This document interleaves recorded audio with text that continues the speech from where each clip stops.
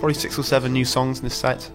I mean, there's more new stuff, but the ones we're playing now are the sort of the most developed things that we've done as a group, and we've got so many things knocking about, but they need to be finalised in a structured environment. We were rehearsing in Blueprint, and that's in some way informed us a bit about how we want the record to sound, because we've really got into the big loud sort of live sounding drums and stuff in that room that Elbow usually use. Right. Has kind of affected a bit how we write, because you can't really be very sort of neat and fiddly when you're in a massive room like that, so you have to be a bit sort of bolder and slower. And then when we moved in for the second part of writing into like a really tight, really crappy room, and started writing all the more punky things immediately. Just kind of where you are dictates it a bit. Is that the case? You know, would you choose a space as well, depending on what you wanted to write? I mean, essentially, it is a tool, isn't it? You know, I'm sure the Edge will have to go out to the beach and to do his solos. You know, I just have to do them out here to get that sound I want.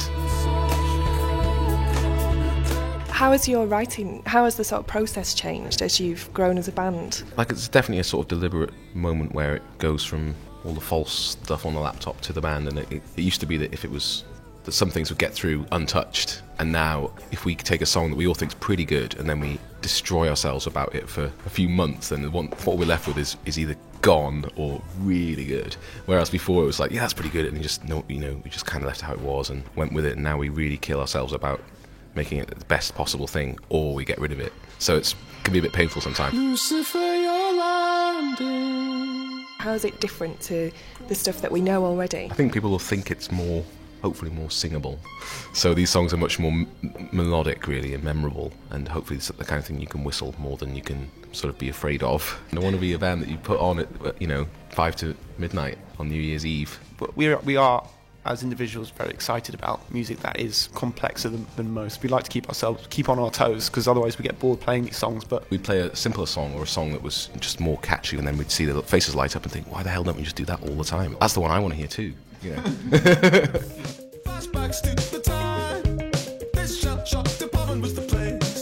I've tried to make it a bit more universal, and there's more kind of yous and we's rather than I this, I that. It's a bit less sort of introspective, and I think you just get bored with someone if they're just always talking about themselves. A lot of them are coming across a bit like advice songs almost, which makes them sound really lame.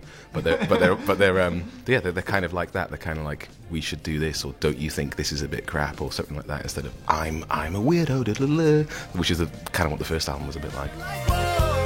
Can you tell us any of the titles of the songs? I'm pretty sure Cough Cough will probably be called Cough Cough, but apart from that, they're all pretty working titles. Is there a working title for the record? Album 2.